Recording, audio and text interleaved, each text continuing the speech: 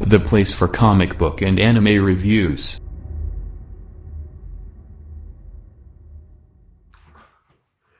Hey you guys, I'm the Perfect Capital 12 YouTube. Here are your comic book and anime reviews. And I got my review for Mr. Miracle issue number 10. Pretty interesting cover we got right here. We got an image of Darkseid on the cover. The Mr. Miracle in red. Sato does not appear in this issue, but his presence is felt throughout this issue, despite that. So, let's get started, shall we? So, we're going to open up the bag, pulling it out. You can do, there you go, sliding it out, putting it down. Of course, we got these really cool feeling covers we have right here for Mr. Miracle books that I really love, along with Doom Nikolai have the same type of covers. So, as we know, we pretty much got last issue. We were really dealing with the fact that Darkseid wanted Scott Free to give up his kid. He said, in this world, you just hand over your child to me. And we kind of get Mr. Miracle returning back from Apocalypse to his home, pretty much, and they're taking care of the young child, of course. And, but Big Boy was not very happy about what was just done to them. We also get Booster Gold in this issue as well, interestingly enough. We all know what Tom King did with Booster Gold in the Batman run. I'm sorry, I'm still not over it. Still not over it, Tom King. I'm still not over what you did with Booster Gold. Anyways, moving on. And throughout a lot of this issue, we're getting, like a lot of these scenes of like, Scott Free kind of just being upset. Like he's in the bathroom, he's like really like pouting himself down, and we're kind of getting that feeling of back to his desire for suicide. And that's what really made me what I started thinking of when I saw that scene was the fact that Scott Free wanted to commit suicide at the beginning of the series. That kind of gets brought up here a lot. We didn't get this scene here where they're because there's other issues, like they're trying to get their little boy like a cake, and they're trying to celebrate his birthday and everything. And so Scott Free goes to the grocery store and get to buy this cake for this child and everything. And he ends up signing up for Friday to get sent to them and all of that. But he still needed to talk with Big Bart. He still needed to discuss with Big Bart about this whole war thing and about getting up your kid and what that means for them. But Big Bart really doesn't want to talk about this. He doesn't want to talk about that whole ordeal that happened back on Apocalypse. But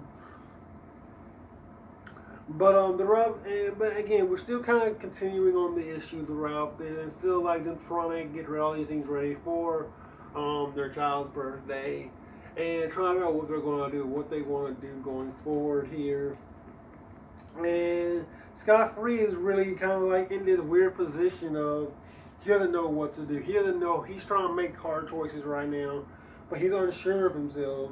He's unsure of what he should do right now. He's unsure if they should give up their child or not. He's unsure of a lot of the issues is his unsurety of what he should do about the child, about if he should give him up or not. Because if we can end all the war and not die, and that would be great, right? Would that help would that help other people out?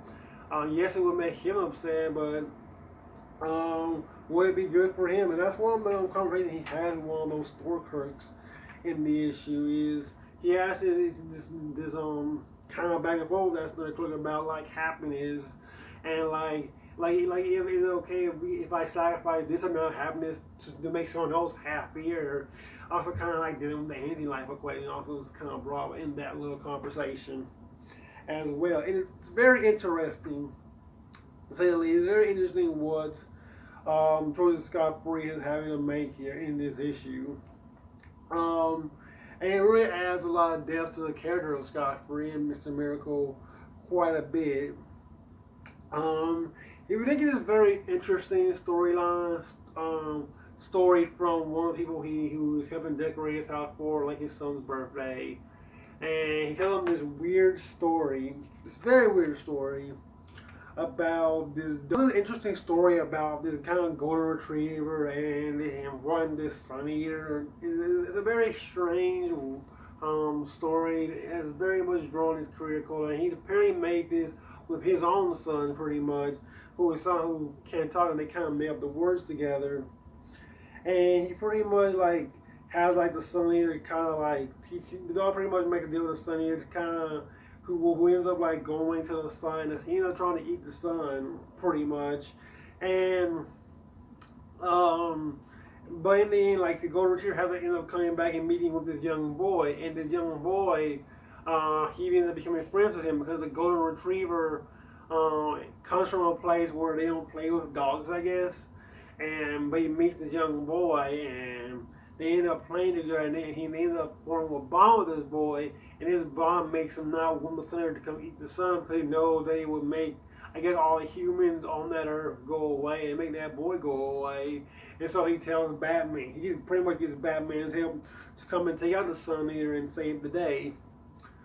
This is a very interesting story. And what made the story especially interesting is after having this conversation that even Mr. Miracle says is pretty weird and pretty crazy, we get this moment between Big Barda and Mr. Miracle where he tells Big Barda, like, I think I'm going to go kill my father.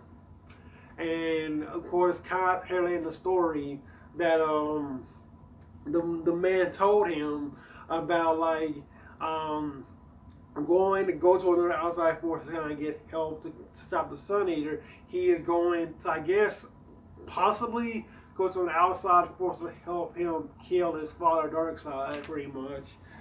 And of course, the mission ends off with them having a Big Barda and Mr. Miracle having a moment together in the issue and kissing and all of that. And that's pretty much where the issue ends off. So it was a very, very good issue of Mr. Miracle overall. I definitely thought it was a very weird issue, it was a very strange issue, but a very good issue nonetheless. I definitely enjoy a lot of the things that the issue was dealing with, and a lot of concepts that Tom King kind of puts within the issue. So anyway, everybody knows on Mr. Miracle, issue number 10. Then no comments below again about Mr. Miracle, and I will catch you guys later. Peace out.